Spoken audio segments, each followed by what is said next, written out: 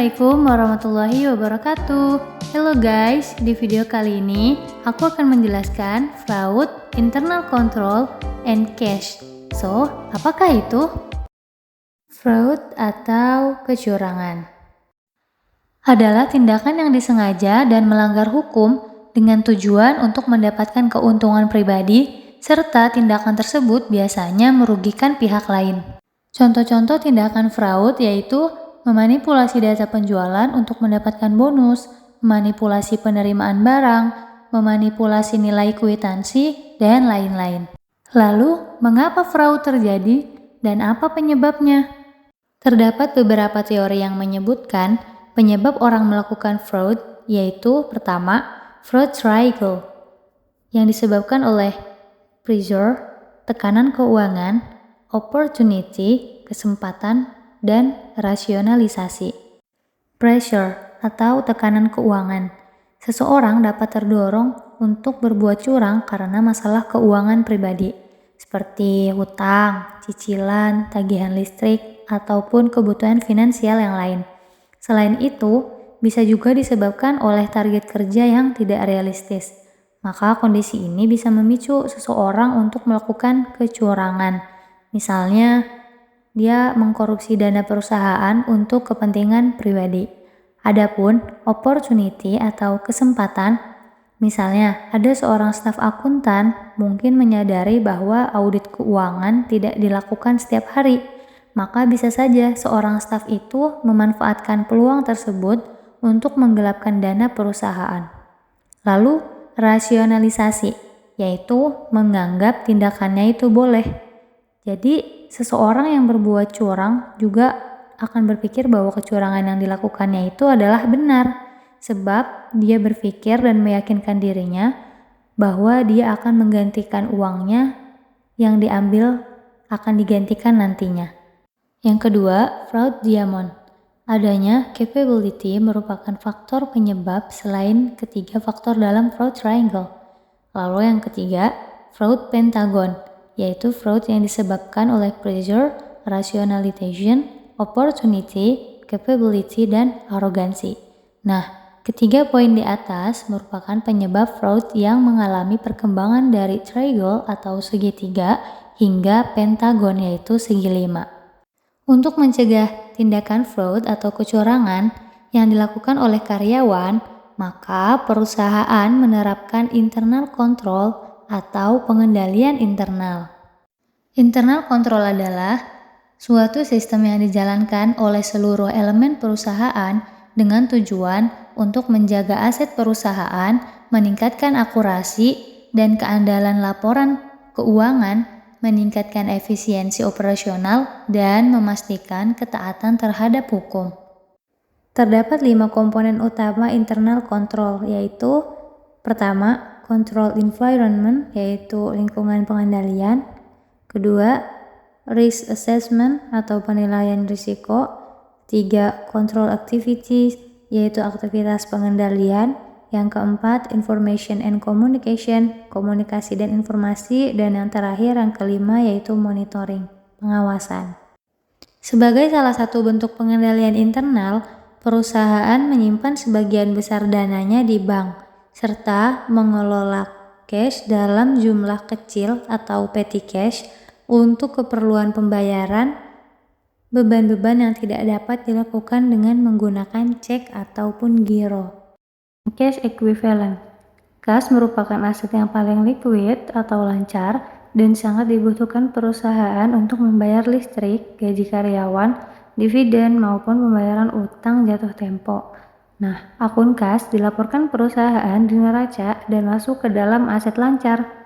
Kas di sini didefinisikan sebagai saldo kas atau cash on hand, rekening tabungan, dan giro di bank serta uang dalam bentuk mata uang asing. Cash equivalent atau setara kas adalah investasi jangka pendek yang sangat liquid. Cash equivalent dapat dikonversi dengan kas dalam waktu dekat dan tidak ada risiko perubahan nilai. Accounting for petty cash. Kas kecil atau petty cash merupakan bentuk pengendalian internal perusahaan terhadap cash perusahaan. Petty cash memungkinkan perusahaan untuk mengelola kas dalam jumlah kecil supaya tidak terjadi penggelapan. Nah, dalam akuntansi, terdapat dua metode petty cash yang biasa digunakan oleh perusahaan, yaitu metode impress fund dan metode fluctuating fund. Kali ini yang akan kita pelajari yaitu metode impress fund. Nah, ada 3 transaksi utama dalam petty cash, yaitu establish of petty cash yang artinya perusahaan menetapkan jumlah kas kecil yang dikelola perusahaan serta memindahkan kas dari bagian keuangan ke bagian yang mengelola petty cash, misalnya ke bagian pemasaran. Lalu replenish the petty cash yang artinya pengisian ulang kas dari bagian akuntansi dan keuangan ketika bagian yang mengelola kas, misalnya bagian marketing, melaporkan penggunaan petty cash disertai bukti-bukti transaksi. Nah, pada saat itu bagian akuntansi dan keuangan akan melakukan jurnal adanya beban dari bukti transaksi yang dilaporkan bagian pengelola dan pengisian sejumlah kas atau pengeluaran kas sampai posisi petty cash-nya tetap sama. Kemudian yang ketiga yaitu increasing the petty cash. Ketika operasi bisnis perusahaan semakin besar, pengeluaran kas biasanya juga meningkat. Oleh karena itu, perusahaan seringkali mempertimbangkan untuk menambah jumlah petty cash. Misalnya perusahaan telah menetapkan petty cash sebelumnya itu $200 pada tanggal 1 Maret. Kemudian pada tanggal 1 April, perusahaan memutuskan untuk menambah jumlah petty cash-nya sehingga berjumlah 300. Nah, berikut ini ada contoh kasus petty cash untuk 2 bulan pada perusahaan El Falah. Di soal ini terdapat 2 bulan pencatatan petty cash, yaitu pada bulan Juni dan bulan Juli. Di soal ini pertama pada tanggal 1 dana kas kecil dibentuk dengan menulis cek sebesar 1 juta. Kemudian pada tanggal 15 mengisi kembali dana kas kecil dengan menulis cek sebesar Rp984.350. Pada tanggal tersebut, dana tersebut terdiri dari uang tunai sebesar Rp15.650, penerimaan kas kecil sebagai berikut, yaitu ada ongkos kirim sebesar Rp575.000 dan Rp220.000, biaya liburan Rp150.000, dan biaya lain-lain sebesar Rp39.350. Kemudian pada tanggal 30 yaitu mengisi kembali dana kas kecil dengan menuliskan cek sebesar Rp992.300. Nah, aktif hari ini dana tersebut terdiri dari uang tunai Rp7.700 dan berikut ini penerimaan kas kecil ada ongkos kirim Rp678.500, Rp40.500, sumbangan amal Rp250.000, dan lain-lain.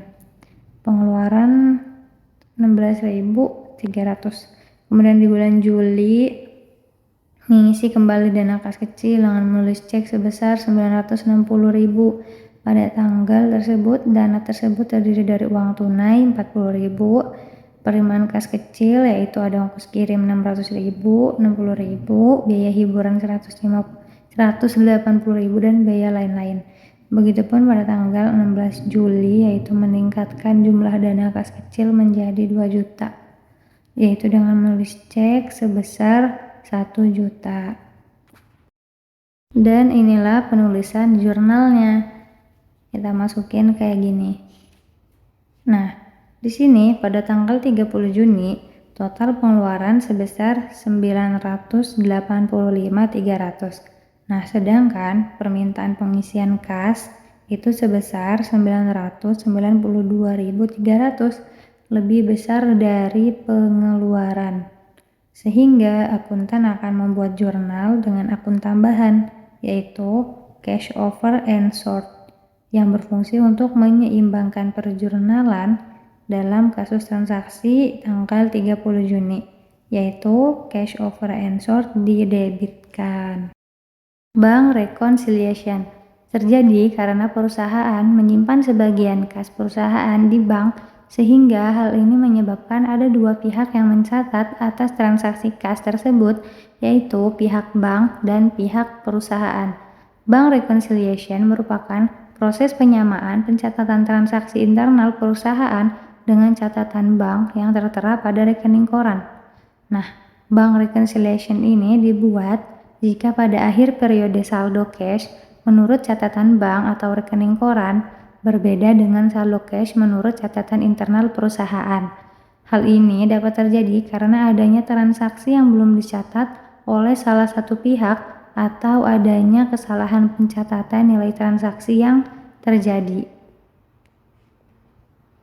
Nah, ini ada bentuk umum bank rekonsiliasi, yaitu sebagai berikut. Nah, perhatikan bahwa bank reconciliation di atas itu menunjukkan untuk tanggal 31 Maret 2020. Cash balance per bank adalah saldo kas menurut catatan bank per tanggal 31 Maret 2020. Dan cash balance per book adalah saldo kas menurut catatan perusahaan per tanggal 31 Maret 2020. Nah, jika cash balance per bank tanggal 31 Maret 2020 dan cash balance per book tanggal 31 Maret 2020 berbeda nilainya, maka perlu dibuat penyesuaian dengan bank reconciliation. Nah, ini adalah beberapa item-item yang biasa menyebabkan perbedaan nilai tersebut, sehingga item-item tersebut menjadi penyesuaian cash balance per bank dan cash balance per book. Nah, item-item yang digunakan untuk menyesuaikan nilai cash balance per bank adalah sebagai berikut. Yang pertama yaitu deposit in transit, adalah setoran cash ke bank yang dilakukan dan telah dicatat oleh perusahaan namun belum masuk ke dalam catatan bank. Nah, hal ini dapat disebabkan karena sistem error atau setoran dilakukan pada akhir weekend. Nah, deposit in transit ini menjadi penambah cash balance per bank. Kemudian yang kedua yaitu outstanding check, adalah perusahaan melakukan pembayaran dengan menggunakan cek, namun cek tersebut belum dicairkan oleh penerima cek. Nah, sehingga perusahaan sudah mencatat kas berkurang, namun dari sisi bank belum mencatatnya karena cek belum dicairkan ke bank. Nah, kemudian yang ketiga yaitu error by bank atau kesalahan. Kesalahan yang dilakukan oleh bank bisa dikarenakan salah melakukan transaksinya. Misalnya, seharusnya dana ditransfer ke PTA, namun bank salah mentransfer ke PTB, atau salah mencatat nilainya. Misalnya harusnya dicatat adalah 305, tetapi yang dicatat oleh bank menjadi 350. Nah, perlu diingat dalam menganalisis pengaruh error dalam bank rekonsiliasi adalah error by bank dapat menjadi penambah atau pengurang cash balance per bank. Kemudian, ini item-item yang digunakan untuk menyesuaikan nilai cash balance per book. Yang pertama, ada note receivable collected by bank, adalah piutang perusahaan namun dicatat dari sisi bank. Namun, perusahaan belum mencatat informasi tersebut sampai ada informasi dari bank ke perusahaan. Yang kedua, bank service charge, adalah semua jasa yang dilakukan oleh bank sehingga bank membebankan biaya kepada perusahaan. Contohnya adalah biaya cetak cek. Ketika perusahaan mencetak cek baru, bank akan membebankan biaya yang langsung dipotong dari saldo cash perusahaan yang ada di bank. Kemudian yang ketiga, not sufficient fund, yaitu terjadi ketika perusahaan menerima cek kosong dari pembayaran konsumen. Cek kosong artinya perusahaan memperoleh cek dari konsumen, namun ketika cek tersebut akan dicairkan, saldo konsumen tersebut tidak mencukupi jumlahnya. Nah, NSF ini bisa menjadi pengurang atau less cash balance per book ketika perusahaan membuat bank rekonsiliasi. Yang keempat, error by company, yaitu terjadi kesalahan, baik kesalahan pencatatan nilai transaksi maupun kesalahan lainnya yang dilakukan oleh perusahaan. Karena kesalahan ini dilakukan oleh perusahaan, maka kesalahan tersebut menjadi pengejas cash balance per book. Nah, berikut ada ilustrasi bank rekonsiliasi.